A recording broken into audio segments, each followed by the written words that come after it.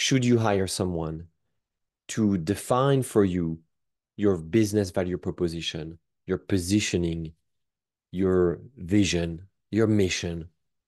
I ask this question because it is a tempting thing. It's very tempting to think, okay, I'm going to hire a coach, a consultant, or a writer, and they're going to write everything for me. That is delegating your strategic thinking process. And that's a big mistake, in my opinion. What you need to do instead is do it on your own.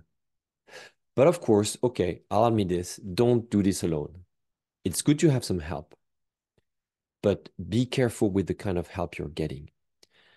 And I'm recording this video and sending you this message as today I was in a work session with with one of my clients with whom I do one of my signature exercises called 4 stories for change. So I have my clients write and explore 4 stories that define the positioning of their business.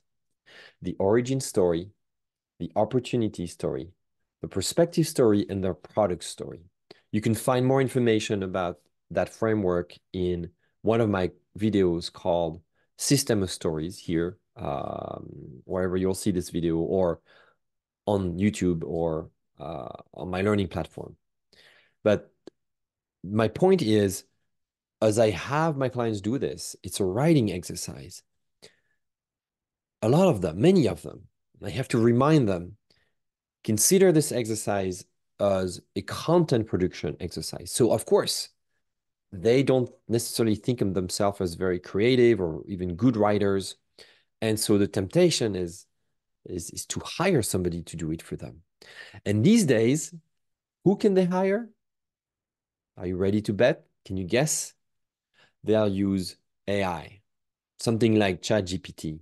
So what they'll do is that they'll write their story, and then to summarize it, that's the phase that I want them to go through, is to crystallize their story in very few words, like 100 words at some point in the process. Well, they throw all of their ideas in ChatGPT and ask ChatGPT to summarize it for them. That's another form of delegation. Don't do this. And I tell them not to do this because it just uh, they miss out on the great value of wrestling with their ideas.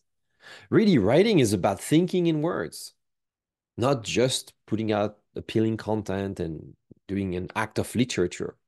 When you build narrative power for your expert firm, you engage in a process of change. So you have to accept that it's going to be a little bit uncomfortable. In fact, one of my clients said it was delightfully annoying. That's the process. That's how she labeled the process. Delightfully annoying, or annoying enough yet wonderful. So don't delegate your thinking process, especially when it comes from strategy. Do it yourself. Do it on your own. Okay, don't do it alone. Hire some helps. Hire somebody like me, by the way, a coach like me, to keep you accountable, or hire a friend, or go on FocusMate. I have talked before about FocusMate. Go there and find an accountability partner to help you do this. But the writing piece, it's got to be your own. It's got to be your own process of choosing this word versus that word, because one word will indicate a different positioning than another. Another decision you may want to make is about the benefits, or it's going to be about who your ideal client is going to be. All of this happens through self-expression. You explore your view of your business identity, how you want it to show, to come through life. And then you show it to people, and then they tell you if they resonate with it. That's the basic steps for great market research.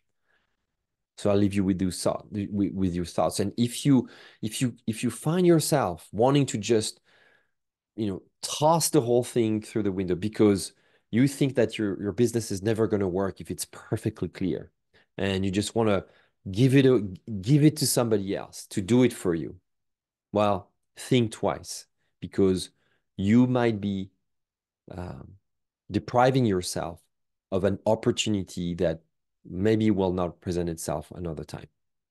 I hope this helps. And as always, I welcome your comments and questions on this idea. Thank you.